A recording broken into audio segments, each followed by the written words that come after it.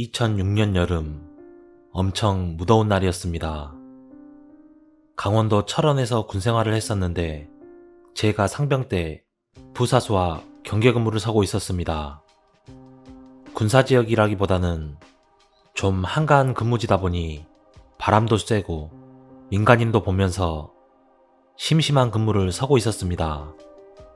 부대는 강 근처였는데 갑자기 나이가 딱 봐도 예수는 좋게 넘어 보이시는 스님께서 땀을 뻘뻘 흘리며 오르막길을 올라오시는 겁니다. 근무를 서고 있던 전 항상 하듯이 여기는 군사지역이니 위험하다며 말을 했습니다.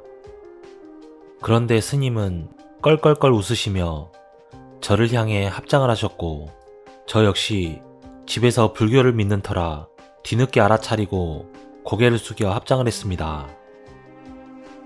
자네는 부모님 따라 절에 좀 다닌 모양이구만. 스님은 미소를 지으시며 저에게 말씀하셨습니다.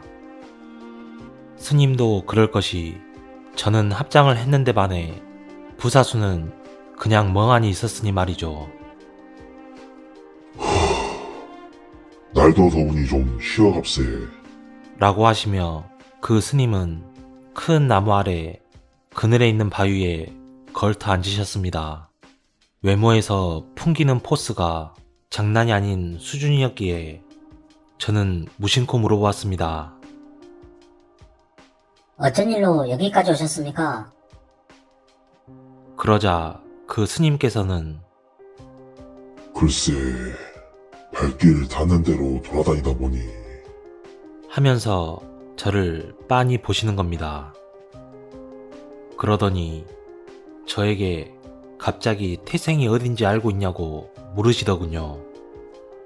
저는 생각 없이 고향이 경북 고령이라고 말했습니다. 원래 제 자신에 관한 건 말하기 꺼리는 편이었으나 스님께서 풍기는 포스도 그랬고 심심하던 차라 말벗이라도 되었으면 좋겠다고 생각하던 차였습니다. 그러자 스님께서 하시는 말이 고향 말고 태생말일세. 자네에 대해 말해준 이가 없던가? 저를 빤히 바라보시며 질문하시더군요. 저는 무슨 말인지 전혀 이해를 못해 되물었습니다. 무슨 말씀이신가요? 그러자 스님께서 말씀하시길 자네 같은 사람은 처음 보네. 정말 자네를 보고 말해준 사람이 없었나? 어릴 때라도 말이야. 저는 점점 이상한 기분에 빠지는 것 같았습니다. 글쎄요. 어릴 때 어머님이 하시는 보살님이 뭐라고 하긴 했는데 기억은 전혀 안 납니다. 자네 같은 업을 지닌 사람은 처음 본다네. 자네 삶도 순탄하지는 않아지셨구만. 스님께서는 혀를 차시면서 말씀을 하시더군요. 저는 그렇게 순탄한 루트를 밟아온 건 아니지만 그런 이야기는 잘 하지 않는 편인데다 사람에 대한 불신이 많은 사람이라 그냥 넘겨짚어 하는 말이거니 싶었습니다. 한참의 시간이 지나 스님이 발길을 다시 옮기시면서 저에게 한마디 하시더군요. 자네 지금 인생은 빚지고 있는 걸세. 부디 삶을 소중히 하게. 그게 빚을 갚는 길이야. 지금 자네는 마치 날카로운 작두 위에 있는 것과 비슷해. 부디 조심하게나. 피를 볼 일이 많을 것인데 자네가 별탈 없었으면 좋겠네. 허허. 그렇게 합장을 하시고 바쁘게 걸음을 옮기며 가셨습니다. 저는 그걸 그냥 웃어 넘기고 말았습니다. 그 뒤로 한 달이 지났고 저는 그 근무지에서 근무 중 오발 사고로 인해 총을 맞고 말았습니다. 정말 엄청난 소리가 지나간 다음 죽을 것 같은 고통이 엄습했습니다. 헬기로 이송된 후 대수술을 거쳐서 저는 결국 폐 한쪽을 드러냈지만 살 수 있었습니다. 몇 주가 지나 이제 걸어 다닐 수 있을 만큼은 회복된 저는 침상에 앉아서 문득 그 스님을 떠올렸습니다. 그 말씀이 대체 무슨 의미일까 하고 말이죠. 병원에 있는 내내 그 생각이 저를 지배했고 저는 재활을 앞당겨 그 해가 가기 전에 퇴원을 할 수 있었습니다. 퇴원해서 집에 도착하자마자 어머님을 붙들고 그 보살님을 찾아갔습니다.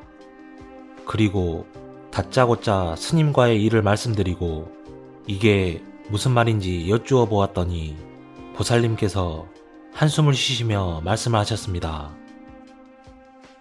아이고, 니는 네 어머니가 매 해마다 니 때문에 절에 가서 108배하고 여기저기 다니면서 치성 드리는 거 못 봤나?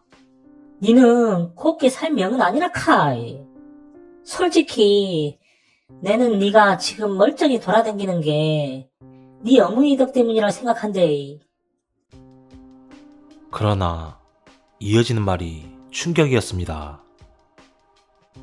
니는 살이 끼었다고 말 안 하더라. 네 명주는 물론이고 네 주위에 있는 사람도 니랑 같이 있는 것만으로도 큰일 날 수 있다 카이. 에휴, 어쩌겠노. 네 팔짱 가쁘다. 저는 충격에 그 길로 집으로 돌아온 뒤 심한 대인기피증에 시달렸고 정신병원에 입원을 하게 되면서 별일을 다 겪었습니다. 어느 날 병실에 어머니가 와서 제 손을 잡고 눈물을 흘리시면서 아이고, 네가 5살 때 열병으로 혼수상태 되었을 때 다 포기하라 카더만 그 개고생을 해서 살렸더니 이게 무슨 일이고. 전 어머님을 다독거리면서 한참을 그냥 있었습니다. 어머님이 이윽고 정신을 차리시고 하시는 말씀이 제가 어릴 때 큰 열병을 앓았다고 합니다. 그 보살님은 저를 포기하는 게 좋을 것이고 항상 고난이 뒤따르며 주위 사람도 불행이 뒤따를 수도 있다고 하셨고 그만한 업보를 지닌 애가 쉽사리 그 명에서 벗어나기는 불가능할 것이라며 말했다더군요. 하지만 전 기적적으로 살아났고 그 뒤로도 수많은 사고가 뒤따랐지만 수많은 흉터와 수술을 거치며 살아났습니다. 그 후 저는 병원에서 퇴원했고 그 뒤로 자주 절에 가서 절을 드리며 사람과의 만남은 여전히 꺼리며 살고 있었습니다. 그러던 어느 날 경주에 있는 기림사라는 절에서 절을 드리고 나오다 얼마 전 근무 중에 만났던 그 스님을 다시 만나게 되었습니다. 그 스님은 저를 보자마자 허겁지겁 달려오시더니 덥석 제 손을 잡으셨습니다. 자네 무탈한 걸 보니 다행이네. 부디 자신의 명을 탓하지 말고 삶을 소중히 하게. 그게 자신의 운명을 벗어날 수 있는 법이야. 부디 건강하게다. 그리고 스님께선 나무아미타불을 읊으시며 빠르게 멀어졌습니다. 저는 어안이 벙벙해서 그 스님을 뒤쫓았지만 그 사이 스님이 사라지셨고 저는 지나가던 아무 스님을 붙잡고 그 스님의 외모를 장황하게 설명하며 그 스님을 찾았습니다. 한참 설명을 들으시던 스님의 얼굴이 어두워지며 어디서 그분을 배웠느냐고 물으셨습니다. 저는 방금 이 근처에서 봤다고 말씀드리자 그 스님께서 하시는 말씀에 전 그 자리에서 기절할 뻔했습니다. 그 스님은 제 은사 스님이신데 2해 전에 입적하셨습니다. 그 이후 시간이 날 때마다 진심으로 절을 올리게 되었고, 저는 현재까지 아무 일 없이 잘 지낼 수 있었습니다.